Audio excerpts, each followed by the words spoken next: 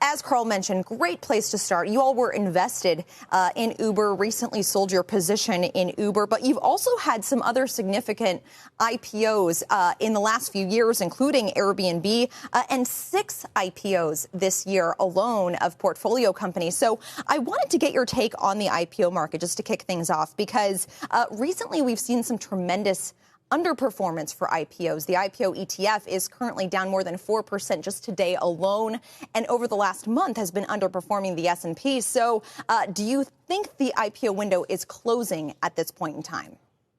I don't think so, Leslie. I think we're seeing an IPO renaissance right now. We've taken no more than 6 companies public in any given year. In our whole 41-year history, we've taken 6 public so far already in 2021. And as you've read in the press, that we've got a number of others that are planning for IPOs or on file.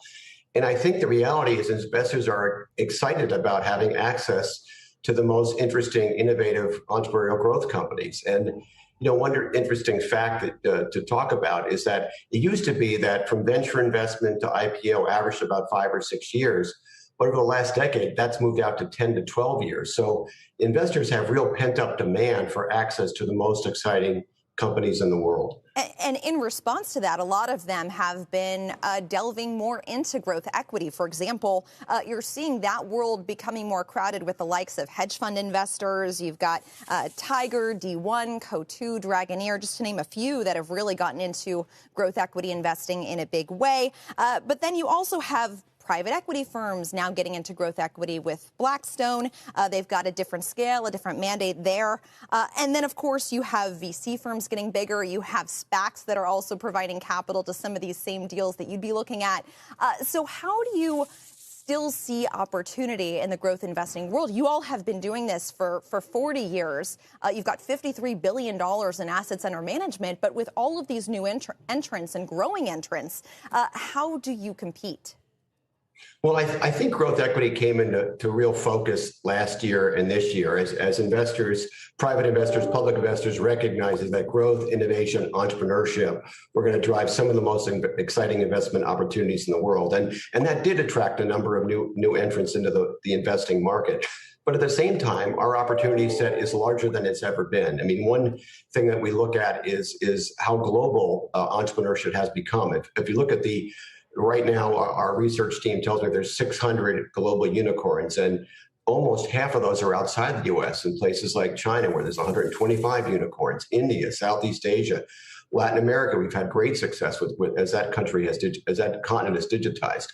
So I think the opportunity is much, much broader than it's ever been. And yes, there's more investors looking at it, but we see no shortage of opportunity. Well, let's talk about that global opportunity, maybe starting with China, because you've had 2 very prominent Chinese investments that have caught a tremendous amount of regulatory ire, shall we call it, recently.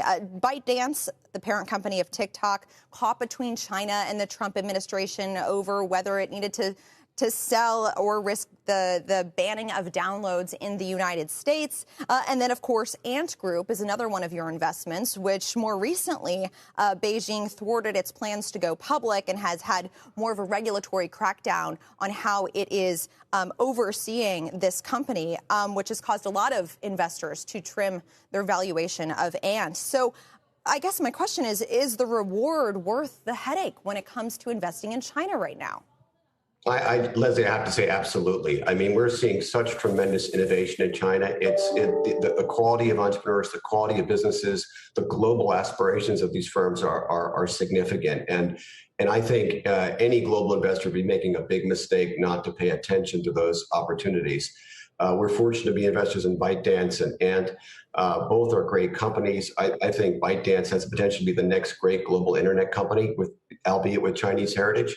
But they're growing rapidly, and they're really pioneering the short video market. And Financial, really put electronic payments on the map. They have half the market in China, and China is the most electronic of all the markets around the world in terms of payments. So 2 very, very exciting companies, and I think great examples of the kind of innovation we're seeing in China, and why we're so excited about our business there.